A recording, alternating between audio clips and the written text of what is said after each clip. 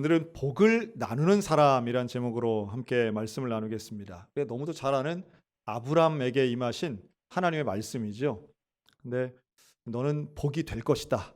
이 개역 성경만 해도 복의 근원이라고 하셨는데 이 개역 개정에서는 아예 아브라함을 향해서 너는 복이 된다 이렇게 말씀하죠. 저는 오늘 말씀을 이렇게 한 문장으로 한번 요약을 해보고 싶어요. 한번 따라할까요? 복을 만나 복이 되고 복을 나누자. 우리 모두가 복이 되셔서 세상을 향해 복을 나누는 사람 되시기를 주님의 이름으로 축복합니다. 그러려면 우리가 중요한 개념이죠. 그럼 복이란 뭘까라고 하는 걸 생각해 봐야 됩니다. 저는 이 세상에 진짜 복이 있고 가짜 복이 있다고 좀 말씀드리고 싶어요.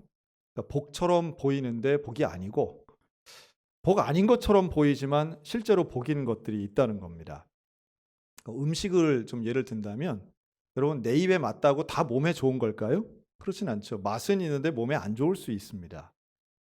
옷이나 환경도 마찬가지죠. 예쁘게는 보이지만 그게 환경적으로 올바르지 않은 일이 될 때도 있습니다. 여러 가지 깊이 있게 무엇이든 다 좋은 것, 또 좋은 것과 내 마음에 드는 게 다를 수 있습니다. 그렇죠? 좋은 건데 내 마음에 안 들 때가 있고요. 별로 그렇게 좋지 않아 보이는데 남들은 다 싫어하는데 나한테는 또 좋은 게 있습니다. 그러니까 이런 개인의 취향이나 성향, 또 겉과 속이 다른 것, 이런 것을 잘 구별하면서 진짜 복이 무엇인가를 아는 지혜가 오늘 우리 가운데는 필요하다고 생각이 듭니다. 무엇보다 우리가 일반적으로 생각하는 복, 즉 노력한 것보다 더 많이 얻는 것이라든가 행운이죠. 소위 말하는 이런 행운이나 공짜, 요행수가 과연 복일까? 성경은 그렇지 않다고 말씀하죠. 왜냐하면 복은 하나님의 섭리 가운데 오직 여호와 하나님만이 주시는 것이 참된 복이기 때문입니다. 또 이런 것도 가능합니다. 그러면 내가 노력해서 얻은 것은 다 내가 누릴 복인가? 여기도 복에 대한 중요한 개념 중에 하나가 바로 겸손한 사람이 복 있는 사람이다 하는 거예요. 즉 내가 노력해서 얻은 것이라 할지라도 그 노력할 수 있는 토대, 노력만큼 거둘 수 있는 과정, 이 모든 것은 사실은 하나님의 은혜와 다른 사람들의 협력이 있지 않고서는 이루어낼 수 없는 것이지요. 그런 면에서 내가 아무리 노력해서 얻었다 할지라도 내 것이 아니라고 생각하는 그 겸손함이 복 있는 사람의 모습입니다. 가짜 복을 구별하고 사람들과 사회 앞에 겸손할 수 있는 것. 그래서 시편 1편은 복 있는 사람은 악인의 꾀를 따르지 않고 죄인의 길에 서지 않고 오만한 자의 자리에 앉지 않는 사람이 복이 있다고 말씀하는 거죠. 그래서 복은 대표적으로 우리가 자본주의 사회에 살면서 누가 복이 있냐? 그러면 잘 산다. 그러면 돈 많은 사람 되게 생각하잖아요. 그러나 돈은 곧 복이 아님은 우리가 알고 있습니다. 돈 자체는 선한 것도 악한 것도 아닙니다. 소위 말하는 가치 중립적이죠. 하지만 돈은 어떻게 쓰느냐에 따라서 그것이 선한 일이 될 수도 있고 때로는 악한 일이 될 수도 있습니다. 오히려 돈이 많다는 건 그만큼 기회가 많고 영향력이 크다는 것을 의미하죠. 돈을 가지고 많은 돈이 있으면 역설적이지만 더 많은 죄를 저지를 수도 있는 가능성이 있습니다. 그래서 우리는 돈 많으면 다 좋은 거 아니야? 라고 생각할지 모르지만 돈이 없기 때문에 짓지 못하는 죄도 있고요. 돈이 많아서 그것 때문에 파생되는 갈등이나 원망, 또 죄악들도 있는 게 사실입니다. 어떤 면에서는 하나님이 우리에게 복을 주시기 위해 돈을 주실 때도 있지만 어떤 면에서는 사탄이 우리를 시험하기 위해서 물질을 줄 때도 있는 거죠. 성경이 그걸 증명합니다. 그런 면에서 우리는 진짜 복의 정체와 또 진짜 복의 본질과 가짜 복의 정체를 잘 가려서 우리의 삶이 진짜 복으로 채워지는 역사가 있어야 될 것입니다. 하나님이 아브라함에게 주시죠. 너는 복이 될 것이야. 그리고 그 복은 결국 하나님께로만 가는 복이고 하나님과 함께하는 것이 복이며 이 복은 어떤 것보다도 우선됩니다. 그래서 하나님의 복을 누리는 사람은 돈이나 혹은 세상의 권력이나 세상의 욕심보다 더 위대한 하나님께 집중하게 됩니다. 시편 16편 2절이죠. 주 밖에는 나의 복이 없나이다. 이 결론과도 같은 말씀이라고 봅니다. 여러분, 우리 믿는 자들에게 있어서의 복은 하나님이 복 되시는 줄로 믿습니다. 하나님께 집중할수록 복에 대해 더 깨달아지는 것 같아요. 돈에 대한 욕심도 좀 비슷한데요. 저도 돈을 좋아합니다. 돈 싫어하는 사람이 어디 있겠어요? 돈을 좋아합니다. 그런데 글쎄요, 뭐 죄를 지을 만큼 많은 돈을 가져본 적은 남들이 생각하는 우리나라의 부자의 개념이 많이 올라갔더라고요. 얼마쯤 있어야지 부자다. 뭐 그런 돈을 가져본 적은 없지만 돈 자체는 좋아하죠. 저에게 있어서 돈의 개념을 새롭게 정립시켜준 몇 번의 경험들이 있습니다. 뭐 목사가 돈 벌 기회도 없고 돈에 대한 관심이 뭐 목사가 아닌 분들하고는 좀 다를 수도 있겠는데요. 저는 며칠 전 강원지방 여전도 연합회가 개최한 연합수련회 강사로 다녀왔습니다. 일종의 이제 부흥회입니다. 이제 하루 종일 하는. 물론 개교회 집회를 다녀본 적은 많이 있지만 이렇게 지방회 연합 집회로는 처음 가봤습니다. 제가 잘나서 간 게 아니라 서양교회 담임 목사니까 갈 수 있었다고 봐요. 그런데 그때마다 저는 이제 젊을 때 그런 생각을 했었던 적이 있습니다. 그럼 목사님들이 다른 교회 가서 설교를 하면 사례비를 받을까요? 안 받을까요? 네, 안 받아봤지만 다 압니다. 돈을 받아요. 그럼 얼마를 받을까요? 그게 되게 궁금했던 적이 있습니다. 목사님들은 도대체 돈을 얼마를 받으실까? 그런 데가 설교를 하면 사람 많이 모이면 돈을 엄청나게 많이 받아서 그 유명한 목사님들은 돈이 참 많겠구나. 막연하게 그렇게 생각을 했던 적이 있어요. 그리고 그 막연함은 어디까지 연결되느냐 하면 목사가 돈이 많으니까 그건 타락한 사람 아닐까? 이런 생각을 한 적도 있었습니다. 제 생에 제가 다니던 교회에서 사례비를 받은 것 말고 전도사 시절에 처음으로 다른 교회에 오후 예배 강사로 초청을 받은 적이 있습니다. 전도사를 이렇게 부르는 경우는 이례적이었는데 저에게 교사 헌신 예배 강사로 와달라고 한참 선배되는 목사님이 연락이 오신 거예요. 정말 두렵고 떨리는 마음으로 설교를 준비하고 담임 목사님의 허락을 받아서 그 교회 오후 예배에 강사로 갔습니다. 그래서 처음으로 가서 아주 뜨겁게 설교하고, 처음이니까 얼마나 떨렸겠어요. 설교하고 이제 예배를 나오는데 목사님이 저에게 봉투를 하나 주시는 거예요. 강사료죠. 그 안에 10만 원이 들어 있었습니다. 제가 그걸 봤는데 가슴이 뛰더라고요. 하여튼 오해하지 않으셨으면 좋겠습니다. 저에게 든 생각은 그 봉투를 받으면서 이제 나도 타락한 목사가 되는구나. 전도사 시절인데 교회로부터 돈 봉투를 받았으니 나는 타락한 사람이 됐나? 이런 생각이 잠깐 있었고요. 그 또 하나는 이 돈은 어떻게 해야 되지? 라는 생각이 들었습니다. 이 돈을 어떻게 해야 할까? 너무도 귀한 거예요. 왜 그런 생각이 들었는지는 이해는 되지만 설명이 조금 깁니다. 그걸 설명할 필요는 없고요. 어쨌든 그 돈에 대해서 이것은 내가 쓰면 안 되겠구나 하는 생각을 했습니다. 내가 써도 안 되지만 다른 사람 써도 안 되겠다. 그래서 이것은 그 교회에 헌금을 했습니다. 그 다음에 저에게는 또 수련회 강사로 와달라고 하는 요청이 들어왔습니다. 수련회는 며칠 동안 하기 때문에 처음으로 가서 다른 교회, 남의 교회 수련회를 가서 집회를 낮과 밤으로 인도를 했는데요. 그 교회에서 전 교인이 열심히 수련회를 마친 후에 저에게 역시 봉투를 딱 주시는 거예요. 거기 그 안에는 30만 원이 들어 있었습니다. 저는 그 돈도 쓸 수 없는 거라고 생각했습니다. 왜 쓸 수 없었다고 생각했느냐 하면 너무도 귀한 거라고 생각이 들었어요. 이것은 내가 가지기에도 너무 귀하고 쓰기에도 너무 귀하다. 그러니 방법은 하나밖에 없었습니다. 그 교회에 헌금했습니다. 저는 며칠 전 강원지방 연합수련회를 가서도 비슷한 마음이 들었어요. 끝나고 이제 나오는데 집회가 다 끝나고 한복을 쫙 입으신 그 여전도 연합회 회장님이 저 옆으로 쓱 오시는 거예요. 왜 오는지 저도 직감적으로 알았습니다. 그리고 봉투를 딱 꺼내서 저에게 오늘 너무 감사합니다 하고 주시는 거예요. 전문가분들은 봉투를 딱 잡아보면 이게 얼마인지 압니다. 근데 저는 그 전문가가 아직 못 돼요. 이렇게 딱 잡으면 얼마 딱 나와야 되는데 얼마인지 모르겠더라고요. 그러나 거기에 제 이름을 쓰고 축복합니다. 감사 헌금을 드렸습니다. 그리고 나오는데 얼마나 제 마음이 기뻤는지 몰라요. 그 기쁘다라고 하는 거는 제가 무슨 청빈한 목사 이런 얘기를 하는 게 아닙니다. 내게 있어서 가장 귀한 것을, 내가 정말로 감사한 것을 하나님께 드렸다라고 하는 기쁨을 누린 것이 참 고마웠습니다. 저는 뭐 그 여전도회를 위해서 한 것도 아닙니다. 저는 제가 복받기 위해서 한 것이고요.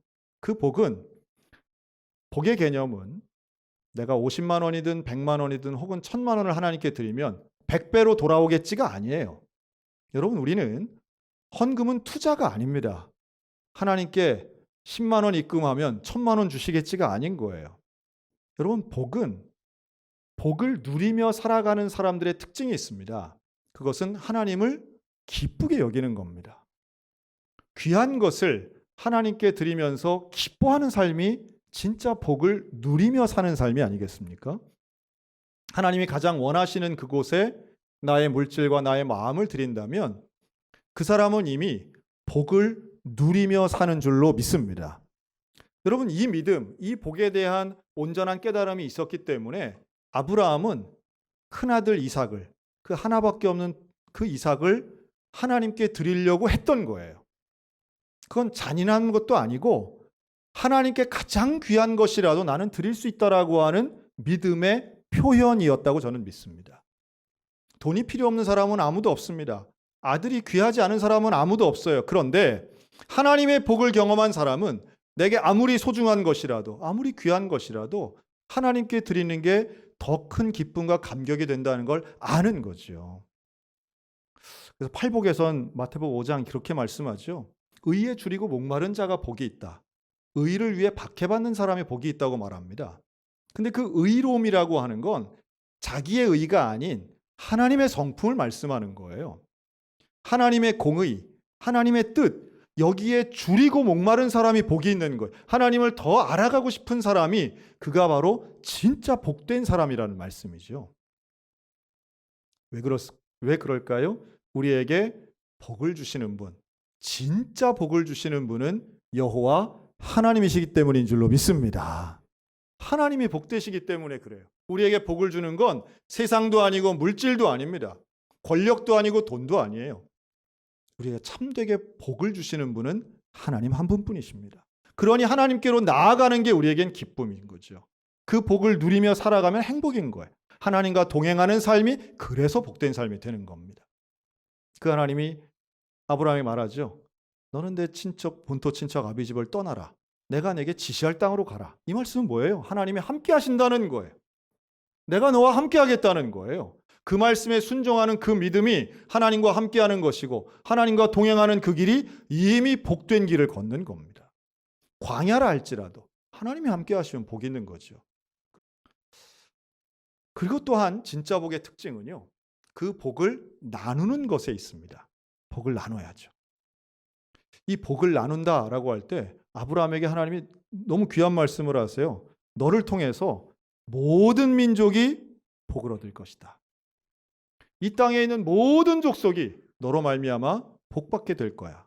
그 말은 시작은 아브라함 한 명이지만 그 믿음의 복이 결국은 많은 사람들이, 모든 사람들에게 퍼져나가는 것처럼 여러분, 오늘 우리 모두에게 복 주신 하나님이 세상 가운데 드러나서 저와 여러분이 복의 통로 되시기를 주의 이름으로 축원합니다. 나눠야 되는 거예요. 전해야 되고 나눠야, 그래야 그 복이 더 커지는 겁니다. 참 이게 성경적 원리인데 이 원리를 저는 요즘 자본주의도 확실히 알고 있는 것 같더라고요. 2021년도에 제일 많이 쓰여진 용어 하나가 있는데 그게 바로 ESG 경영이라는 단어입니다. ESG 경영은 일반적 사업하시는 분들 많이 쓰는데요. 그 E는 environment, 환경 보호에 앞장선다는 거고요. S는 소셜, 사회적 공헌도, 또 G는 가버먼, 이래서 윤리 경영을 의미합니다. 제가 1부, 2부 때도 영어만 얘기하면 이렇게 갑자기 이렇게 잘 초롱초롱 하시다가도 확 꺾이시는 분들이 있는데 하여튼 죄송합니다. 근데 돈을 벌기 위해서라도 현대인들의 마음과 우리나라는 물론이고 지식 있는 사람들의 마음의 문을 열어서 마음의 문을 열어 공감이 돼야 지갑이 열린다는 걸 다 아는 거예요. 그런데 그 공감의 부분이 어디 있느냐? 환경을 보호하고 공공성, 공정성을 지키면서도 착한 윤리, 윤리적 경영을 해야만 사람들의 마음을 얻을 수 있다는 거예요. 그래서 환경 보호에도 큰 돈 쓰고요. 사람들 이웃을 돕고 이 나라와 민족과 이 일반 백성들의 마음을 얻으려고 기업들도 애를 씁니다.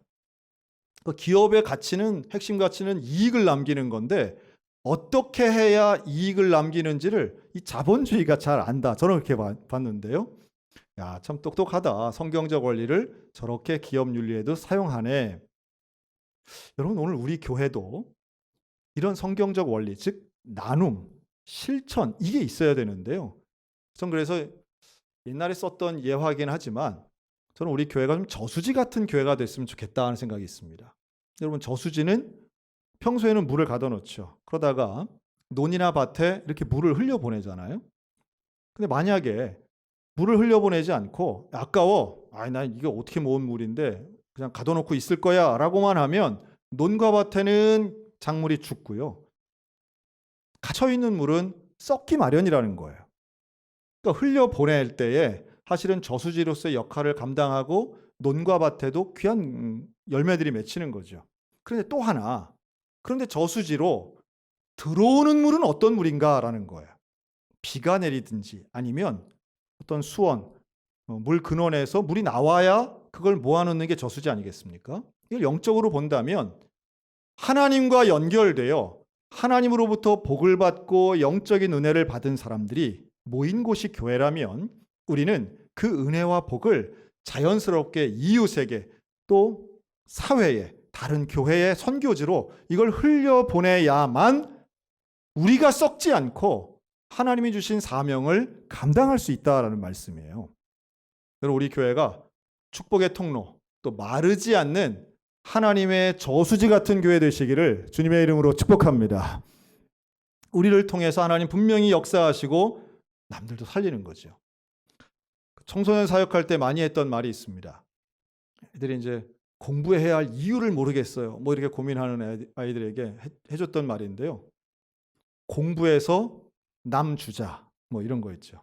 돈 벌어서 남 주고 출세해서 남 주자. 이제는 뭐 모두가 막 다 쓰는 말인 것 같아요. 근데 어쨌든 내용은 우리가 뭔지 알겠죠. 그런데 또 이런 것도 있습니다. 학교에서 뭐 양보하거나 지거나 이러면 뭐 경쟁에서 밀리면 그런 핀잔 들을 때가 있죠. 야, 그 뭐 쓸데없는 짓 했네. 남 좋은 일 했네. 뭐 이런 말이 있습니다. 근데 이게 얼마나 성경적인 건지 몰라요. 여러분, 저와 여러분이 남 좋은 일 했으면 좋겠습니다. 할렐루야. 남 좋은 일 좀 했으면 좋겠어요. 그런데 그것이 남 좋은 일 하는 것이 우리도 행복한 일이 된다는 거예요.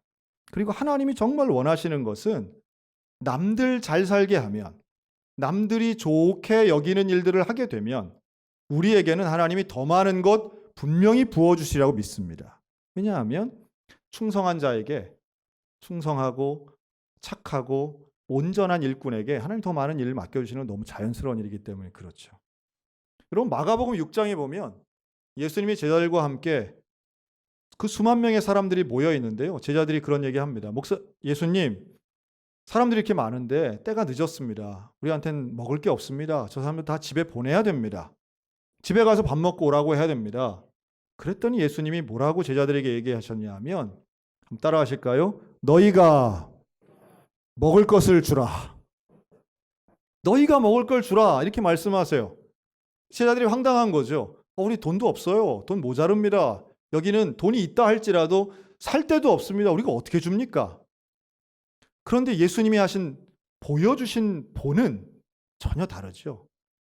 작은 어린이의 소년이 드린 오병이어의 도시락을 가지고 예수님은 축사하시고 감사하시며 그걸 떼어 나눠주십니다. 마치 예수님이 하신 모습은 이렇게 하는 거야. 이렇게 하는 거야. 초자연적인 기적을 보여주시는 게 아니라 내게 지금 있는 그것을 나눌 때에 기적은 그때 일어나는 거야.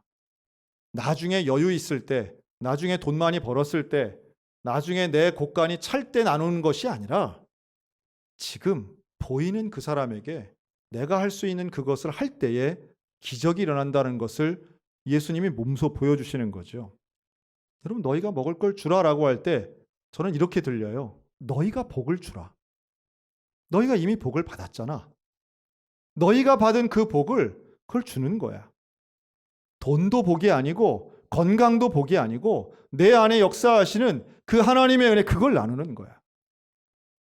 사랑하는 성도 여러분, 우리 안에 이미 복이 있음을 믿으시기 바랍니다. 그런데 그 복을 누리며 사셨으면 좋겠습니다.